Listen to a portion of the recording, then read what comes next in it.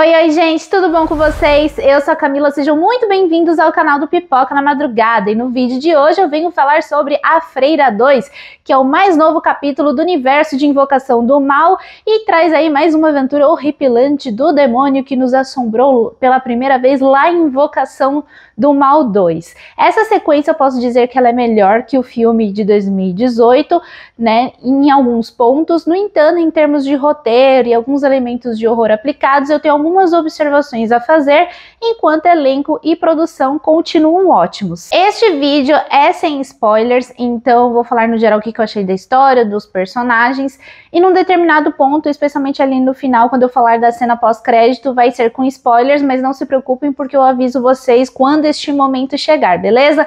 Então se vocês querem saber mais sobre A Freira 2, continue assistindo esse vídeo, já aproveita, deixa o seu like aqui pra mim, porque é muito importante, eu vou saber se você gosta desse tipo de conteúdo, comenta aqui embaixo se vocês pretendem assistir esse filme, e é claro, se inscreva aqui no canal para não perder nenhuma novidade que eu postar aqui.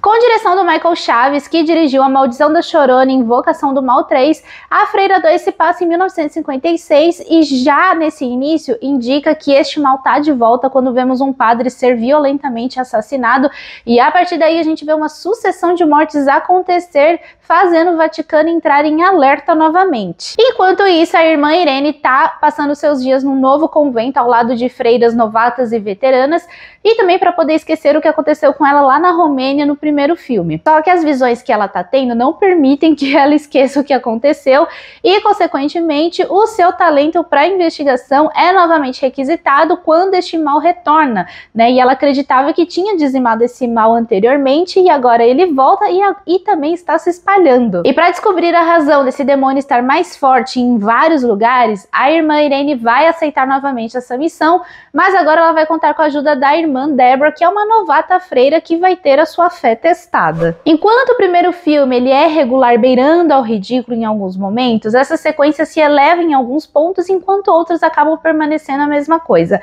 Dito isso, o roteiro feito pela Kella Cooper, ela melhora alguns pontos, ou seja, ela eleva a atmosfera de horror, eleva o tom realista, se afastando daquele clima extremamente fantasioso que a gente viu lá no primeiro filme, em que deixa tudo muito explícito, tudo muito fantasioso, tudo muito explicado e previsível aos olhos do público. Há um suspense sutil bem dosado na trama, que brinca com a imaginação do público, enquanto o mal atrai a vítima para o ataque, como a gente vê, por exemplo, na sequência inicial, que se passa numa igreja na França. Outro ponto interessante aqui é que, por se tratar de um filme solo da freira, a imagem da freira em si é menos usada nessa sequência.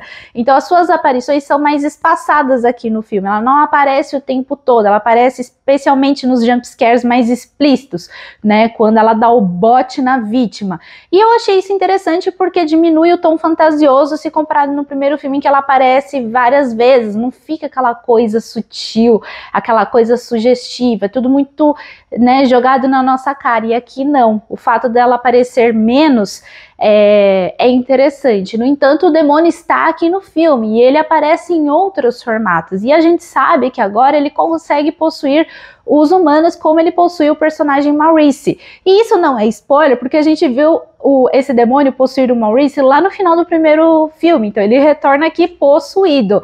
Então a gente entende isso, então não se preocupem porque não é spoiler. E, inclusive, o Maurice ele é exorcizado pelo Ed e a Lorraine Warren lá no final do primeiro filme. Vocês lembram dessa cena? Então, assim, o Maurice ele permite que a imagem da freira descanse aqui em alguns momentos, já que o demônio tá dentro dele e ele é uma espécie de hospedeiro que é manuseado pelo demônio para atrair, manipular as vítimas, ir nos lugares onde o demônio quer para alcançar o objetivo dele, dessa vez aqui no segundo filme, que aos poucos a gente vai entender exatamente o que esse demônio quer.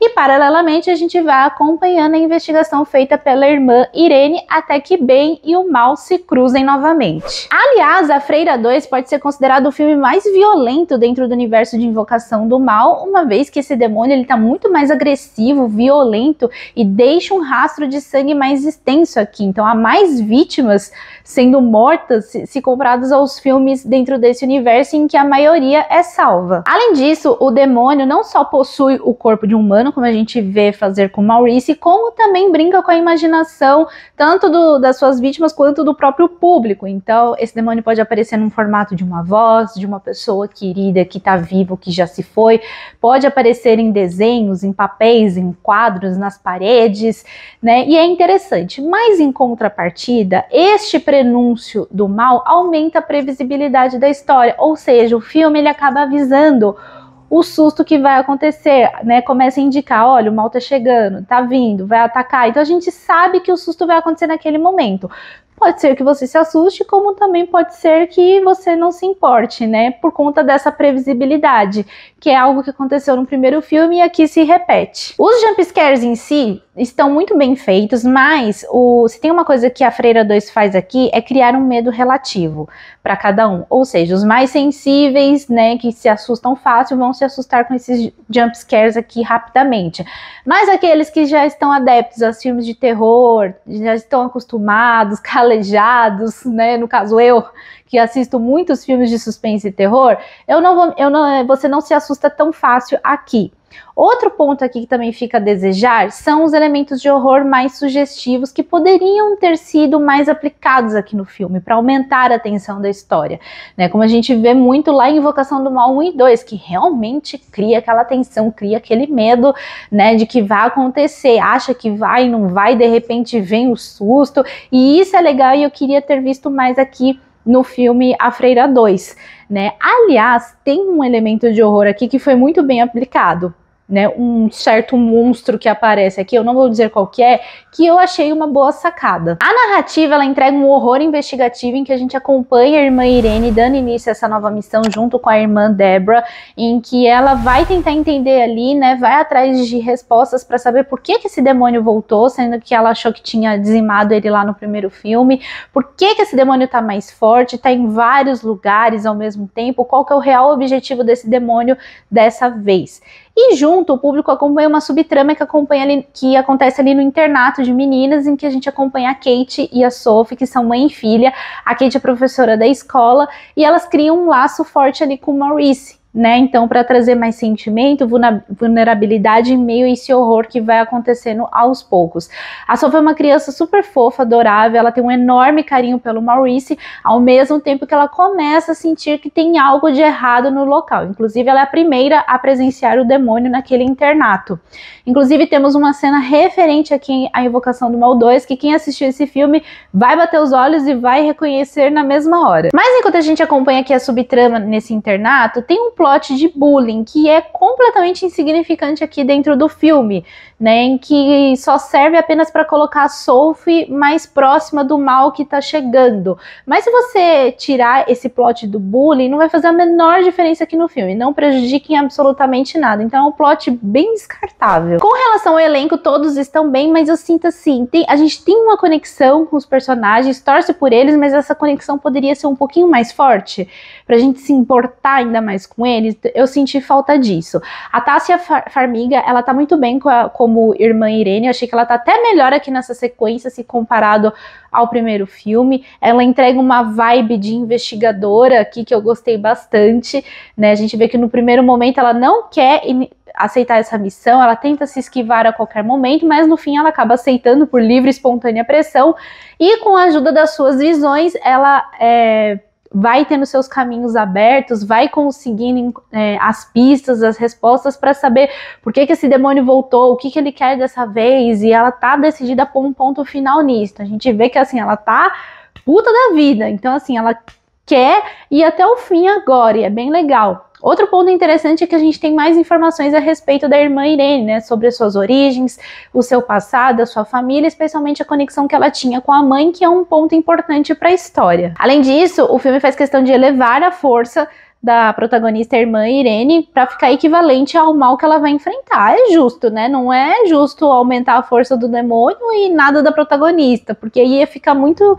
desnivelado e de repente a irmã Irene ganhar e você fala assim, como? Sendo que o demônio estava forte até pouco tempo.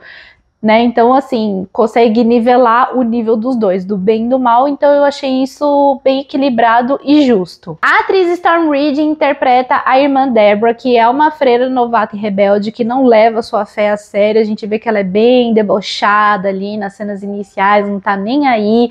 Só que ela vai ter a sua fé testada quando ela vai ter que se deparar com esse demônio pela primeira vez, enfrentar esse mal, algo que ela nunca tinha enfrentado na sua vida. E eu achei que o filme poderia ter aproveitado o plot dessa nova personagem para injetar esses elementos de horror mais sugestivos. E ia ser muito interessante, sabe? Justamente por ela, a gente ter uma personagem nova lidando com o mal pela primeira vez. Mas infelizmente isso não acontece. Acontece uma vez, que é legal, mas não acontece de novo. O ator Jonas Blockett já tinha sido destacado lá no primeiro filme, eu tinha gostado muito dele, eu até comentei na minha crítica em texto sobre o personagem, e aqui nessa sequência ele ganha uma relevância maior, já que ele tem essa conexão com um demônio, então eu gosto muito da forma como ele se torna hospedeiro, é manuseado por esse demônio, ele é uma válvula para o caos aqui, então é muito legal. Outro ponto interessante é a química dele com a Sophie, que é muito legal, né, um carinho, né, como se fosse de pai e filha, então é bem legal. E assim, em filme de terror, você misturar demônio com criança, quando é bem trabalhado, né, no horror, funciona muito bem. E aqui funciona de forma satisfatória. A reta final ganha um caminho menos fantasioso se comparado ao final do primeiro filme, que beira o ridículo. Então aqui, assim, é fantasioso, mas ao mesmo tempo é mais pé no chão e entrega um desfecho justo. E a partir daqui a gente entende como a Freira 2 se encaixa dentro do universo de Invocação do Mal quando a gente assiste a cena pós-crédito. Então agora eu vou falar sobre a cena pós-crédito e vai ter spoilers, beleza? Então já estão avisados. A cena pós-créditos mostra o Ed e a Lorraine Warren recebendo a ligação de um padre que tá ali pedindo um favorzinho para eles. Essa cena está em Invocação do Mal 2, ou seja, a Freira 2 se passa antes dos eventos de Invocação do Mal 2. E o que isso significa? Mesmo que a irmã Irene tenha derrotado o demônio aqui de novo em A Freira 2, não significa que esse demônio, né, evaporou assim para sempre, porque ele retorna em Invocação do Mal 2. E a gente sabe que quem derrota de vez esse demônio é a Lorraine, porque ela descobre o nome verdadeiro do demônio, Valak. E se você reparar, o nome do demônio não é mencionado nos filmes A Freira 1 e 2, né? Os personagens começam a investigar, descobrir sobre esse demônio, mas eles não descobrem o verdadeiro nome do demônio. Então, assim, eles derrotam momentaneamente, mas quando a Lorraine descobre o nome do demônio, aí ela derrota de vez, porque ela mesma explica lá em Invocação do Mal 2, que quando a gente descobre o verdadeiro nome do demônio, aí a gente tem a chave para destruí-lo, entenderam? A Freira 2 eu posso dizer que é melhor que o primeiro filme, mas não é um filme em que você sai do cinema amando, apaixonado. Pode ser que você curta, eu curti, eu me diverti, mas não é aquele filme que eu odeio. É um filme que, assim, você não ajuda a criar sentimentos. Vocês entendem o que eu quero dizer? Tipo, é mais fácil você não gostar mesmo ou amar, mas nesse caso aqui você fica meio que em cima do muro. É um filme assistível e com o tempo vai ficar esquecível. É esse o sentimento. Então é isso, gente. Essa é a minha crítica sobre A Freira 2, que está em cartaz nos cinemas. Comenta aqui embaixo se vocês pretendem assistir esse filme e se já assistiram, comenta aqui também o que vocês acharam da história, acharam dos personagens e da cena pós-créditos. E se vocês gostaram desse vídeo, deixa o seu joinha, compartilhe o vídeo com seus amigos, me siga nas redes sociais pra gente conversar mais e, é claro, se inscreva aqui no canal para não perder nenhuma novidade. Um beijão e até a próxima!